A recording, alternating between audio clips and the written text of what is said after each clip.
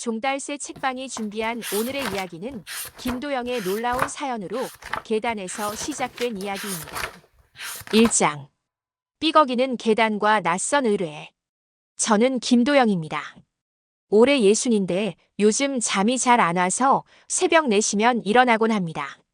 조선소에서 목수로 30년을 일했는데 코로나 이후 구조조정으로 폐업하고 나니 이제 택배 상하차와 소규모 수리로 근근히 살아가고 있죠. 그날도 새벽에 일어나서 할인이랑 영상 통화를 했습니다. 우리 손녀는 8살인데 태어날 때부터 귀가 안 들려서 인공와우를 했어요. 그런데 이번 12월에 기계를 교체해야 한다더군요. 비용이 만만치 않습니다. 할아버지, 새 기계 하면 소리가 더 잘 들릴까요? 영상 속 할인이가 수어와 함께 물어보는데 가슴이 아팠습니다. 아이 앞에서는 웃으면서 대답했지만 사실 돈이 급했어요. 그래서 구인구직 사이트를 뒤져보다가 한남동 저택의 시설관리직 공고를 봤습니다. 급여가 좋더라고요. 면접 보러 가는 길에 버스에서 내려 걸어가는데 정말 큰 집이었습니다. 철문 앞에서 벨을 누르니까 나이 지긋한 여성이 나왔어요. 김도영 씨 맞으시죠? 저는 장미영입니다. 첫인상이 참 품격 있으시더라고요. 정갈하고 차분한데 뭔가 외로운 기색도 보였습니다. 현관으로 안내받으면서 계단을 오르는데 삐걱 소리가 나더군요. 저는 30년 목수 생활로 귀가 예민해져서 어디서 나사가 헐거운지 바로 들립니다. 장미영 씨가 계단을 다 올라가고 나서 저는 뒤돌아서 난간을 살펴봤어요. 죄송한데 나사 하나가 헐거워졌네요. 지금 조여드릴까요? 주머니에서 드라이버를 꺼내 몇 번 돌리니까 삐걱거림이 사라졌습니다. 장미영 씨가 내려다보더니 신기하다는 표정을 지었어요. 거실에 앉아서 차를 마시는데 갑자기 예상 밖의 말을 들었습니다. 사실 시설 관리보다는 다른 부탁이 있어요. 한 달에 4번 1,000만 원을 드리죠. 저는 차 마시던 컵을 내려놓았습니다. 조건은 하나예요. 남편 역할로 동행해주세요. 정말 당황스러웠습니다. 무슨 말인지 이해가 안 갔어요. 제가 재단 이사장을 하고 있는데 공식 행사마다 동반자가 필요해요. 남편이 작년에 돌아가신 후로는 혼자 다니고 있거든요. 장미영 씨는 컵을 양손으로 잡고 있었습니다. 그때는 그냥 정중한 자세인 줄 알았어요. 연기 같은 건 못합니다. 창피한 짓도 더 못하고요. 제가 딱 잘라 말하니까 장미영 씨가 웃으시더라고요. 연기가 아니라 예의를 지켜주는 동행입니다. 어려우시면 괜찮아요. 1,000만 원이라는 돈이 큰 건 사실이었습니다. 할인이 수술비를 생각하면 거절하기 어려웠죠. 하지만 자존심이 상했어요. 목수로 30년을 살아온 사람이 가짜 남편 노릇을 한다는 게 말이 됩니까? 시간을 드릴 테니 생각해 보세요. 급한 건 아니거든요. 장미영 씨가 말하는데 목소리에 쓸쓸함이 섞여 있었습니다. 그 순간 이 사람도 뭔가 절박한 상황에 있다는 걸 느꼈어요. 집으로 돌아오는 버스 안에서 계속 생각했습니다. 자존심을 지키자니 할인이가 걱정되고 돈을 받자니 양심이 찔렸죠. 목수로 살면서 나사 하나 경첩 하나까지 정성스럽게 맞춰왔는데 이제는 사람 노릇까지 맞춰서 해야 하나 싶었습니다. 그날 밤 할인이와 다시 영상 통화를 했어요. 할아버지, 오늘 기분이 안 좋아 보여요. 아이가 화면을 보고 수어로 물어보더군요. 역시 우리 손녀는 영리합니다. 괜찮다. 할아버지가 좋은 일자리를 하나 알아봤거든. 거짓말은 아니었어요. 좋은 일자리긴 했으니까. 다만 마음에 걸리는 부분이 있을 뿐이죠. 핸드폰으로 장미영 씨 연락처를 들여다보면서 고민했습니다. 결국 새벽 2시까지 잠이 안 왔어요. 목수 일을 하면서 부끄러운 적은 한 번도 없었는데 이 나이에 와서 처음 부끄러운 일을 해야 하나 싶었거든요. 하지만 할인이 생각을 하니까 다른 선택이 없었습니다. 고치는 일이 제 전문인데 이번엔 사람의 외로움까지 고쳐야 하는 건가 싶었죠. 과연 김도영 씨가 어떤 선택을 할지 궁금하시다면 구독, 좋아요 한번 눌러주세요. 2장. 배우자 의전 계약의 조건. 다음 날 오후에 전화를 드렸습니다. 조건을 좀 더 자세히 듣고 싶습니다. 목소리에서 기뻐하는 게 느껴지더라고요. 그럼 내일 다시 오세요. 계약서도 준비해 두겠어요. 이틀 뒤 다시 그 저택에 갔습니다. 이번엔 거실 테이블에 정식 계약서가 놓여 있었어요. 읽어보니까 생각보다 체계적이더군요. 5월 사회재단 행사 동행, 사적 접촉은 금지, 의전 매뉴얼 숙지 필수. 장미영 씨가 하나하나 설명해 주는데 제일 중요한 건 예의였습니다. 저택 경비나 시설 점검은 부수 업무고 메인은 공식 석상에서의 동행이에요. 계약서를 보니까 정말 1,000만 원이 맞더라고요. 한 달에 4번 행사 나가고 1,000만 원이면 일당이 250만 원인 셈이죠. 제가 택배 상하차로 하루 벌어봐야 10만 원인데 비교가 안 됐습니다. 그런데 전 연기를 못합니다. 창피한 짓은 더 못하고요. 다시 한번 못을 박았어요. 그랬더니 장미영 씨가 웃으면서 대답했습니다. 연기가 아니라 예의를 지켜주는 동행입니다. 제 옆에 서 계시고 인사하실 때 고개 숙이시고 필요하면 제 팔짱 끼고 걸으시면 돼요. 듣고 보니 그렇게 어려운 일은 아니었습니다. 다만 마음이 편하지는 않았죠. 의전 매뉴얼이 뭐예요? 보폭, 서 있는 위치, 인사하는 방법 같은 거요. 비서가 가르쳐 드릴 거예요. 계약서에 사인하기 전에 한 가지 더 물어봤습니다. 왜 저를 선택하셨어요? 장미영 씨가 컵을 다시 양손으로 잡으면서 대답했어요. 어제 계단 나사 조이시는 걸 보니까 세심하고 믿을만해 보였거든요. 그리고 뭔가 급하신 일이 있어 보였어요. 저도 급한 사정이 있거든요. 그 말을 듣고 나서야 이해가 좀 됐습니다. 둘 다 절박한 상황이니까 서로 도와주자는 거였죠. 계약서에 사인을 했습니다. 첫 행사는 일주일 후 재단 정기 모임이라고 했어요. 그때까지 의전 교육 받으시고 정장도 맞춰 입으세요. 제가 맞춤점 연결해 드릴게요. 집으로 돌아가면서 생각해보니 기분이 복잡했습니다. 몫으로 30년을 살면서 항상 실력으로 인정받았는데 이번엔 연기를 해야 하는 거니까요. 아니, 연기가 아니라 예의라고 했으니까 그렇게 생각하기로 했습니다. 할인이와 영상통화를 할 때 좋은 소식을 전해줬어요. 할아버지가 좋은 일자리를 구했다. 내 수술비 걱정하지 마라. 할인이가 환하게 웃으면서 박수를 쳤습니다. 수어로 고마워요라고 하더군요. 그 모습을 보니까 뭔지 모르게 마음이 든든해졌어요. 이틀 뒤에 장미영 씨 비서인 김 실장이 연락을 했습니다. 30대 중반쯤 되는 여성인데 정말 프로페셔널하더라고요. 의전 교육은 내일부터 사흘간 받으시면 됩니다. 걷는 법부터 시작해서 인사법, 대기 위치까지 전부 가르쳐 드릴게요. 생각해보니 정말 모르는 세계였어요. 목수 일할 때는 그냥 성실하게 일만 하면 됐는데 이번엔 사람들 앞에서 품격 있게 서 있어야 하는 거니까요. 그날 밤에 거울 앞에 서서 인사 연습을 해봤습니다. 고개 숙이는 각도, 손 위치, 표정까지. 어색하긴 했지만 못할 건 아니더라고요. 다만 자존심이 좀 상했죠. 목수 김도영이 가짜 남편 노릇을 하다니. 하지만 할인이를 생각하면 견딜만 했습니다. 아이의 새 인공와우를 위해서라면 이 정도 창피함은 감수할 수 있었어요. 3장. 첫 동행과 치매설의 그림자. 의전 교육을 받는 사흘이 정말 힘들었습니다. 김 실장이 호텔 연회장을 빌려서 실제 상황처럼 연습시켰거든요. 보폭은 이사장님보다 반걸음 뒤에서 맞춰주세요. 너무 빨라도 안 되고 너무 느려도 안 됩니다. 걸음걸이부터 어색했어요. 30년 목수 생활하면서 현장에서 빠르게 걷는 게 몸에 밴 상태였는데 갑자기 느긋하게 걸으라니까 쉽지 않더라고요. 인사할 때는 15도 정도로 고개를 숙이시고 손은 바지선에 자연스럽게 두세요. 각도까지 정해져 있다는 게 신기했습니다.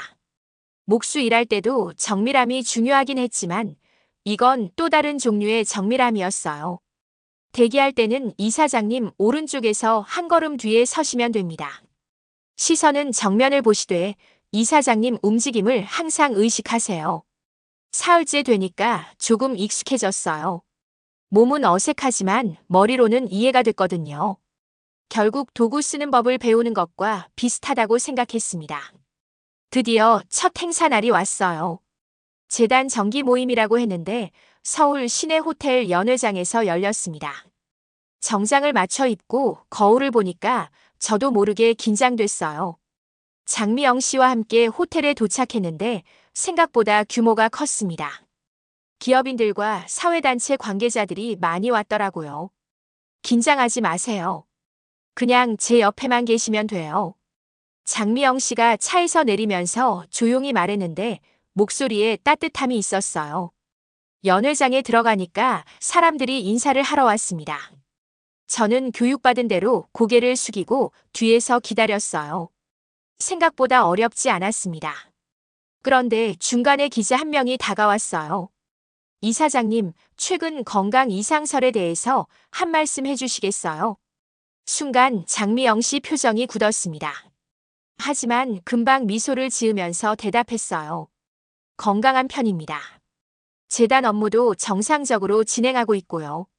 기자가 몇 가지를 더 물어봤지만 장미영 씨는 우아하게 넘겼습니다. 저는 그 모습이 대단하다고 생각했어요. 행사가 끝나고 차로 돌아오는데 장미영 씨가 핸드폰을 확인하더니 표정이 어두워졌어요. 무슨 일 있으세요? 조심스럽게 물어봤더니 핸드폰을 보여주더라고요.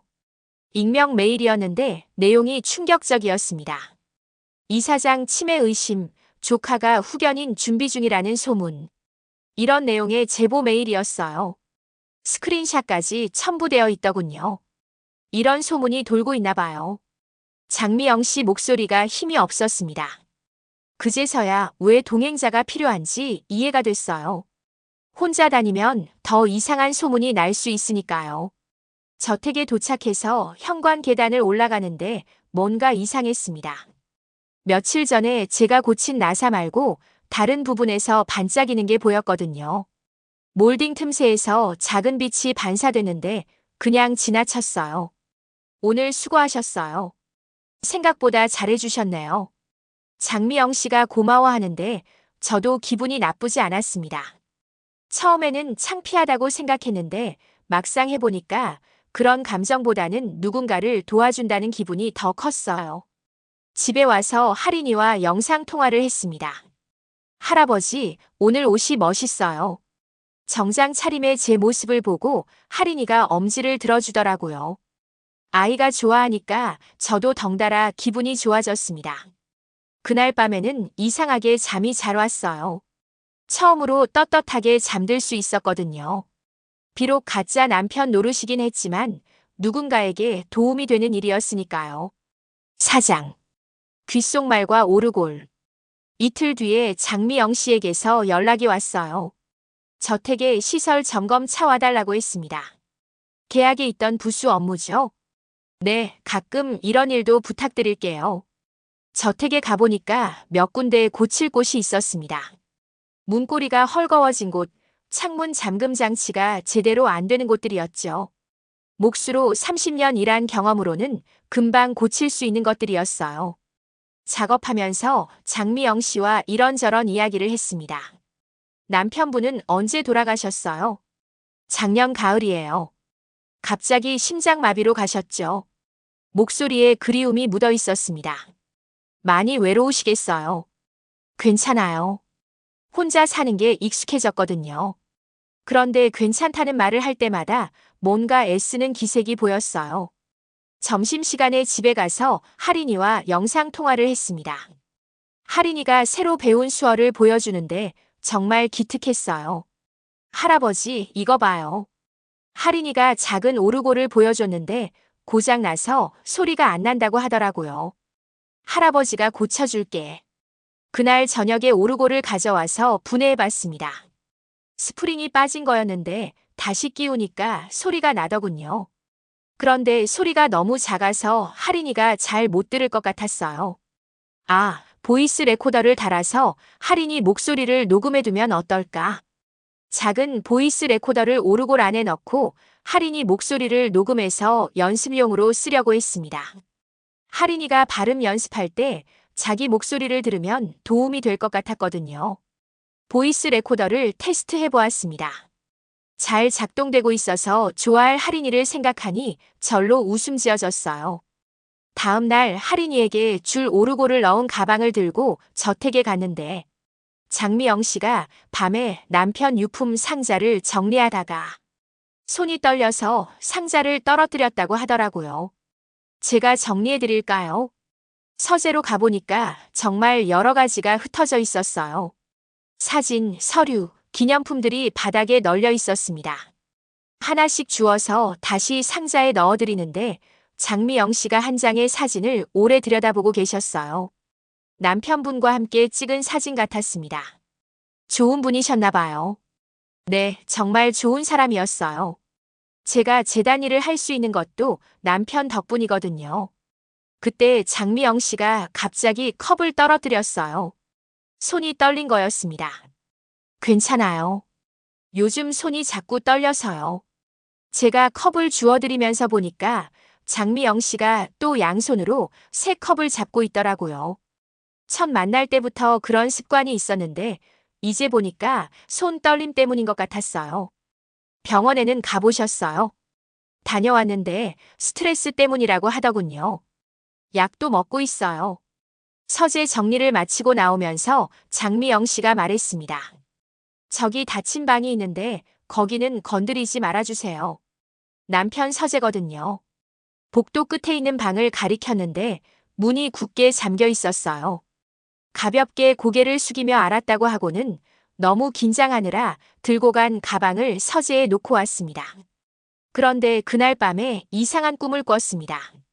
장미영 씨가 계단에서 넘어지는 꿈이었어요.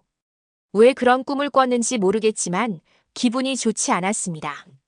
가방 안에 있는 작은 오르골이 앞으로 어떤 역할을 하게 될지 계속 궁금하시다면 구독 버튼도 눌러주세요. 5장. 낙상 연출과 역주행한 카메라. 일주일 뒤에 두 번째 행사가 있었어요. 이번에는 재단 후원금 전달식이었는데 첫 번째보다 훨씬 수월했습니다. 의전 교육을 받은 덕분인지 자연스럽게 할 수 있었거든요. 행사가 끝나고 저택으로 돌아가는데 비가 오고 있었어요. 장미영 씨가 현관에서 우산을 접으면서 계단을 올라가는데 갑자기 발을 헛디뎠습니다. 아! 장미영 씨가 비틀거리면서 난간을 잡았는데 이상하게도 넘어지지 않았어요. 며칠 전에 제가 교체한 볼트와 힌지가 튼튼하게 버텨줬거든요. 괜찮으세요?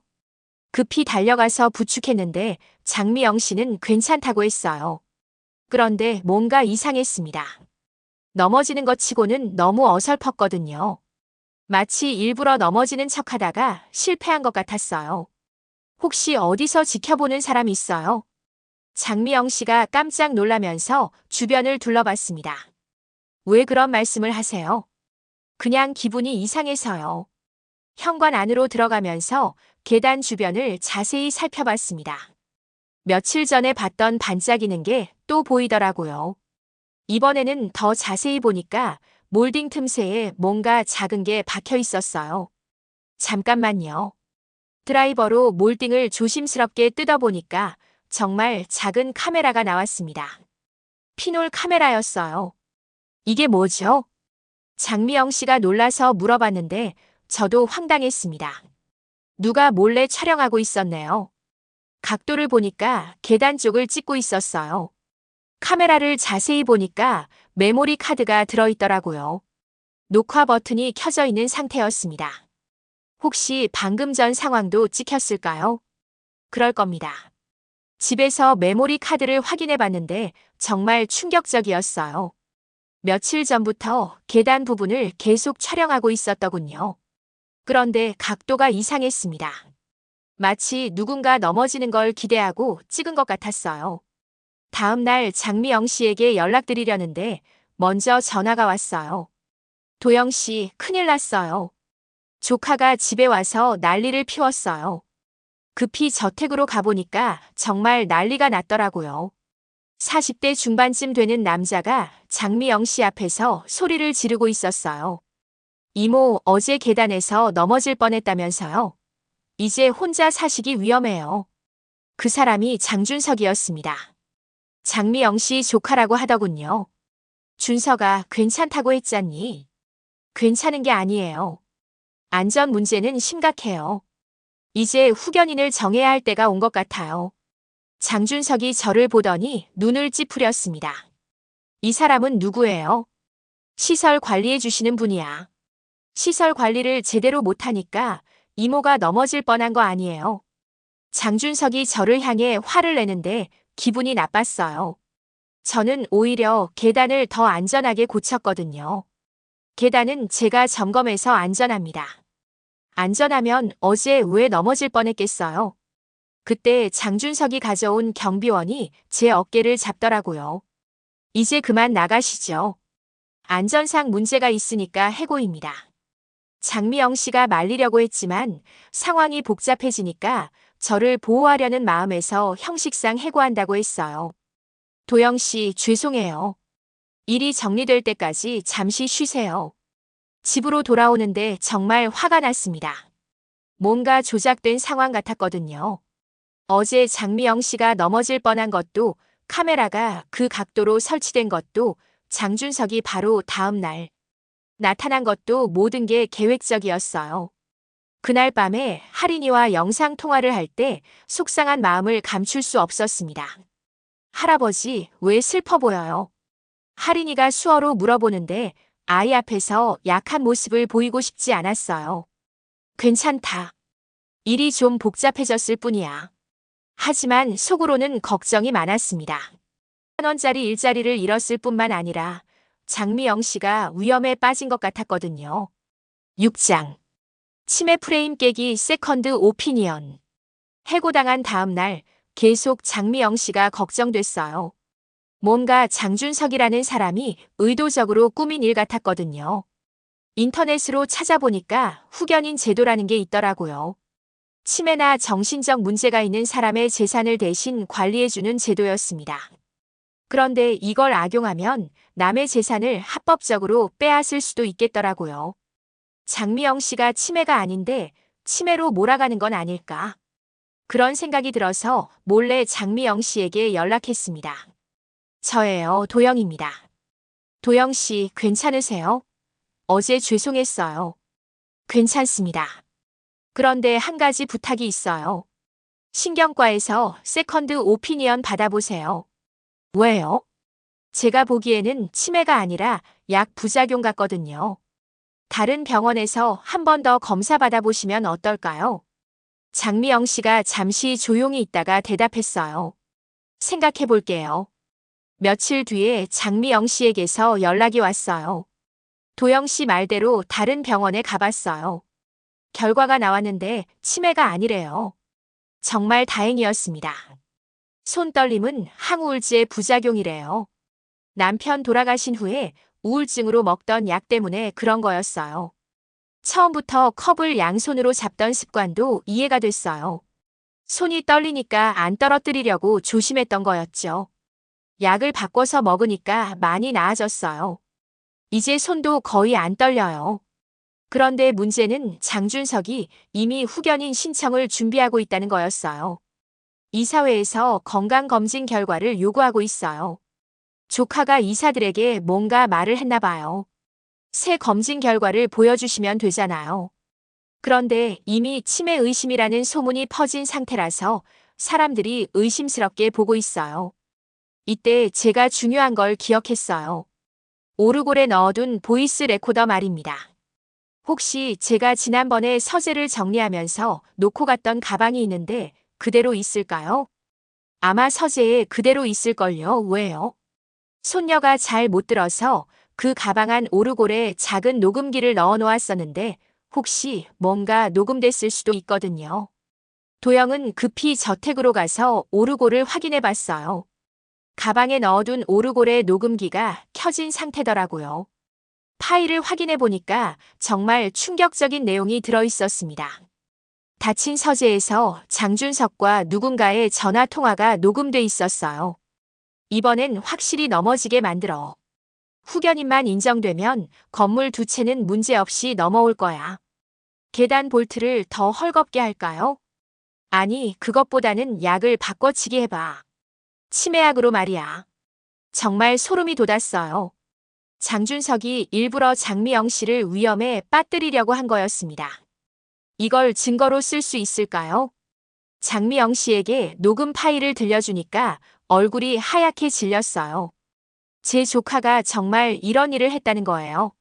네, 그리고 계단에 설치된 카메라도 증거예요. 낙상 연출을 촬영하려던 거죠. 장미영 씨가 한참 동안 말이 없었습니다. 가족에게 배신당했다는 충격이 컸을 거예요. 이사회가 내일 모레인데 어떻게 하죠? 당당하게 맞서시면 됩니다. 증거가 다 있잖아요. 그날 밤에 증거들을 정리했어요. 세컨드 오피니언 결과지, 피놀 카메라, 메모리 카드, 오르골 녹음 파일까지 모든 걸 준비했습니다. 할인이와 영상 통화할 때 좋은 소식을 전해줬어요. 할아버지가 나쁜 사람들을 혼내줄 거야. 할인이가 박수를 치면서 응원해줬습니다. 아이의 순수한 미소를 보니까 힘이 났어요. 이 작은 오르골이 앞으로 어떤 역할을 하게 될지 계속 궁금하시다면 구독 버튼과 알림 설정을 눌러주세요. 7장 이사회 날의 반전. 이사회 당일 저는 장미영 씨와 함께 재단 회의실로 갔습니다. 정장을 말끔히 차려입고 서류 가방을 들고 있었는데 이사들이 저를 보고 의아해했어요. 이분은 누구신지요? 제 동행자이자 시설관리 담당자입니다. 장준석이 불쾌한 표정으로 저를 쳐다봤어요. 이모, 해고했다고 하지 않았나요? 다시 고용했습니다. 회의가 시작되자 장준석이 바로 본론을 꺼냈어요. 이사장의 건강 상태가 심각합니다. 치매 진단을 받았고 최근 계단에서 낙상 사고도 있었습니다. 후견인 선임이 필요한 시점이라고 봅니다.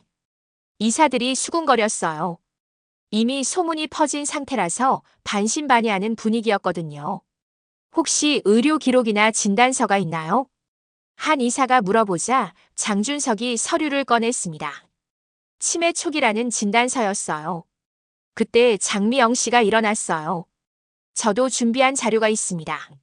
세컨드 오피니언 결과서를 테이블에 올렸습니다. 서울대병원 신경과에서 받은 검진 결과입니다. 치매 소견은 전혀 없다고 나왔어요. 이사들이 놀라면서 서류를 돌려봤어요. 그럼 이전 진단이 틀렸다는 뜻인가요? 손떨림은 항우울제의 부작용이었습니다. 약을 바꾼 후 완전히 정상으로 돌아왔어요. 장준석 얼굴이 점점 굳어졌어요. 그래도 낙상 사고는 사실 아닙니까? 안전 문제가 있는 건 맞잖아요. 그때 제가 일어났습니다. 그 부분에 대해서 제가 설명드리겠습니다.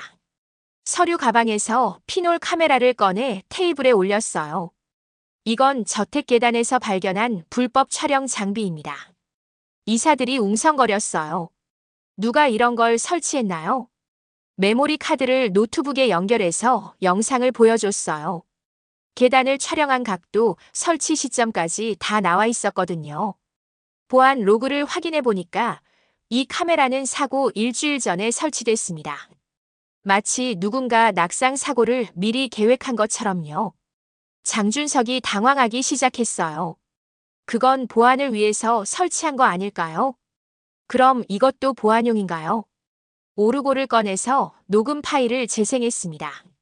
장준석과 브로커의 대화가 회의실에 울려 퍼졌어요. 이번엔 확실히 넘어지게 만들어. 후견인만 인정되면 건물 두 채는 문제없이 넘어올 거야. 회의실이 조용해졌어요. 모든 이사들이 충격받은 표정이었습니다. 장준석이 얼굴이 새하얗게 질려서 일어났어요. 이건 조작된 증거입니다. 그럼 이것도 조작인가요? 마지막으로 공구 가방을 열어서 증거들을 하나씩 꺼냈어요. 계단에서 뽑은 헐거운 볼트, 카메라 설치할 때 쓴 못 교체된 힌지들까지. 공구는 거짓말을 못합니다. 이 모든 증거들이 계획적인 범죄였다는 걸 보여주고 있어요. 이사들이 장준석을 쳐다보는 눈빛이 차가워졌어요. 이건 고발 사안입니다. 이사장이 엄한 목소리로 말했어요. 재단 이사회 명의로 경찰 고발하겠습니다. 그리고 장준석 씨의 모든 관련 직책을 박탈합니다. 장준석이 변명하려고 했지만 이미 늦었어요. 증거가 너무 명확했거든요. 회의가 끝나고 장미영 씨와 함께 나오는데 정말 후련했습니다. 도영 씨 덕분에 큰일을 막을 수 있었어요. 저도 배운 게 많아요. 사람 사이에 비뚤어진 결도 고칠 수 있다는 걸요. 그날 저녁 할인이와 영상 통화할 때 최고의 소식을 전해줬어요. 할아버지가 나쁜 사람들을 다 혼내줬다. 그리고 내 수술비도 해결됐어. 할인이가 환하게 웃으면서 수어로 사랑해요라고 했습니다. 그 순간 모든 고생이 보람으로 바뀌었어요. 8장. 따뜻한 식탁, 그리고 4번의 밤. 일주일 후 장미영 씨에게서 연락이 왔습니다. 도영 씨, 다시 의전 동행 계약을 하고 싶어요. 이번엔 조건을 좀 바꿔서요. 저택에서 만나 새로운 계약서를 보니까 내용이 달라져 있었어요. 정식 시설관리 팀장직과 의전 동행을 함께 해주세요. 월급은 5천만 원으로 올려드릴게요. 정말 놀라운 제안이었습니다. 너무 많은 것 같은데요. 아니에요. 제 생명을 구해주셨잖아요. 그리고 앞으로도 계속 도움이 필요해요. 새 계약서에는 특별한 조항이 하나 더 있었어요. 재단 의료연계 기금을 통해서 할인이 수술비를 지원해드리겠어요. 편법이 아니라 정식 절차예요. 눈물이 날 뻔했습니다. 할인이 수술 걱정을 완전히 덜 수 있게 됐거든요. 4번의 밤은 행사장 동행의 밤입니다. 이젠 숨기지 않겠어요. 장미영 씨가 웃으면서 말했는데 예전보다 훨씬 밝아 보였어요. 전 여전히 연기는 못합니다. 다만 예의는 지키겠습니다. 그걸로 충분해요. 첫 번째 공식 행사는 재단 투명성 강화 발표회였습니다. 모든 재단 업무를 신탁으로 전환하고 장학기금을 대폭 확대한다는 내용이었어요. 행사장에서 기자들이 질문했습니다. 이전 침해설 루머는 어떻게 해명하시겠습니까? 장미영 씨가 당당하게 대답했어요. 악의적인 루머였습니다. 관련자는 이미 법적 처벌을 받고 있고 재단은 더욱 투명하게 운영하겠습니다.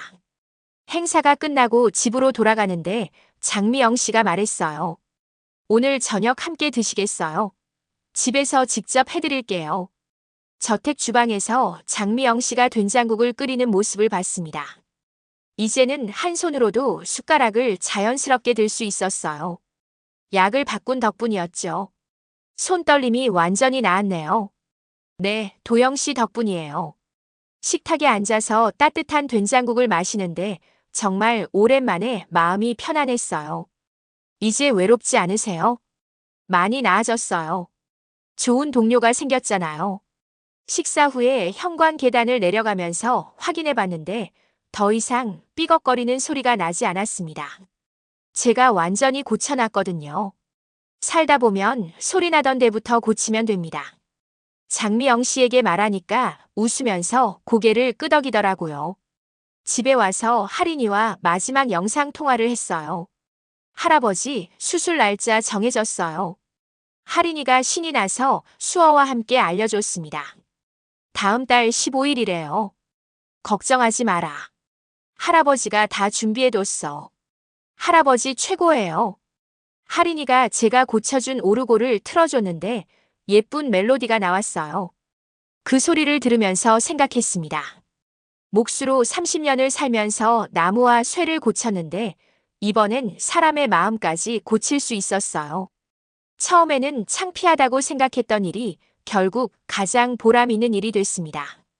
장미영 씨는 이제 혼자가 아니고 할인이는 새 인공와우로 더 많은 소리를 들을 수 있게 됐어요. 그리고 저도 떳떳한 일자리를 얻었죠. 다음 주 화요일에 2번째 행사가 있습니다. 이번에는 긴장하지 않을 것 같아요. 이제는 진짜로 예의 있는 동행을 할 수 있거든요. 고치는 일이 제 전문이라고 했는데 앞으로도 계속 고쳐야 할 것들이 있을 것 같아요. 부서진 계단처럼 삐걱거리는 관계들처럼 말입니다. 그날 밤 정말 오랜만에 깊이 잠들었어요. 새벽 4시에 일어나는 습관도 없어졌고 마음도 편안해졌거든요.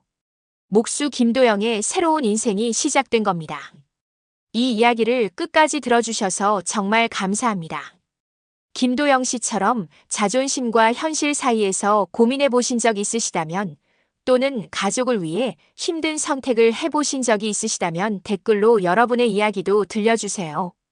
때로는 우리가 부끄럽다고 생각하는 일이 누군가에게는 가장 큰 도움이 될 수 있습니다. 오늘도 묵묵히 누군가를 위해 애쓰고 계신 모든 분들 정말 고생 많으세요. 일상 속 우리들의 이야기가 계속 궁금하시다면 구독과 알림 설정 꼭 부탁드려요. 혹시 주변에 김도영 씨처럼 가족을 위해 애쓰는 분이 계시다면 이 영상을 공유해서 따뜻한 위로를 전해주세요. 여러분의 작은 관심이 큰 힘이 됩니다.